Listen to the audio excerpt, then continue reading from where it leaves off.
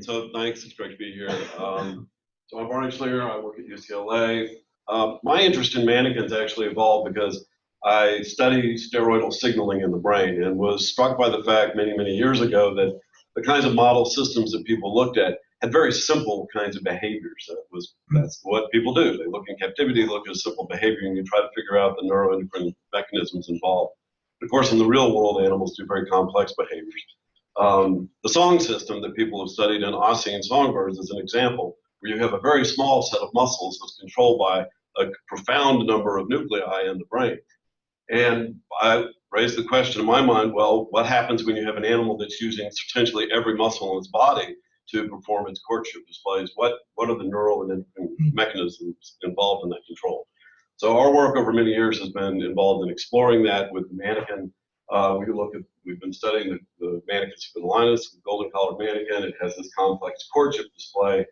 And we've looked at brain, spinal cord, and skeletal muscles and looking at androgen and estrogen signaling and trying to piece all of this together within the overall sort of evolutionary and behavioral ecology context of the species. So I'm going to stop at that point and switch a little bit and introduce something that I want to generate in a conversation amongst some of you in the rest of this meeting, is that some of the kinds of studies that we've wanted to do, we've been able to do in the field purely as field observational or experimental studies.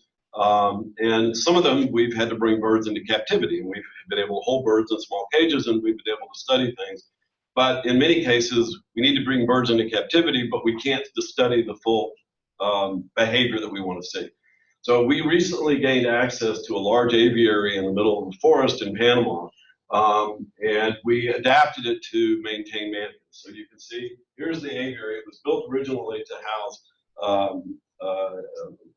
large parrots in order to release them into the forest, but they never used it for that purpose. So this is Matt in the aviary, and again, we brought soil in, we put plants in, we planted them in an arrangement that we knew the mannequins would use to do their courtship displays.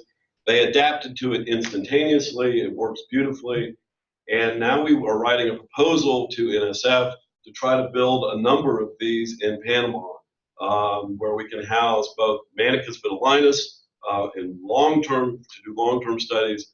But we are, in order to get this funding from NSF, an infrastructure grant, we've got support from the Smithsonian to maintain a facility, but we need interest in other Manakin researchers. So if any of you have an interest in having a long-term, I get 16 seconds, and having, if any of you are interested in exploring the species that you study and doing so in a captive environment, I'd like to talk to you, because it would be great if we could include all of you, your interested parties, in this proposal we're submitting to NSF.